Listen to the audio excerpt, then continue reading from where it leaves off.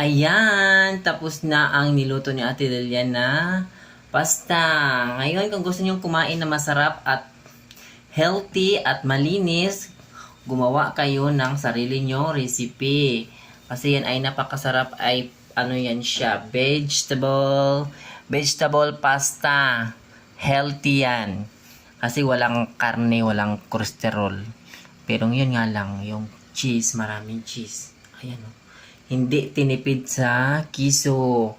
Kaya masarap siya, napakasarap yan. Ang aming Italian pasta vegetable. O, narinig nyo ba yon? Ayan. Galit. Kain na kayo. Kain na tayo. Kami lang pala kasi kunti lang pala handa namin. So kami lang kakain. Ayan yung nag-birthday.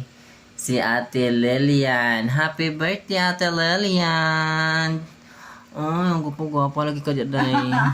Siguraduhin mo Happy na. birthday. Siguraduhin mo lang ha. Huwag mo na nasyadong ila. Huwag mo nang ilapit.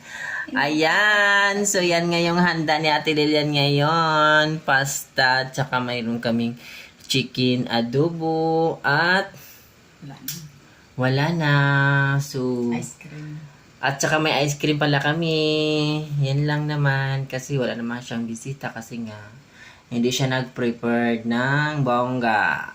So, pag nag-60 na daw siya, magpa-lechon daw siya ng baka. Turkey. Ganon. Okay, babu.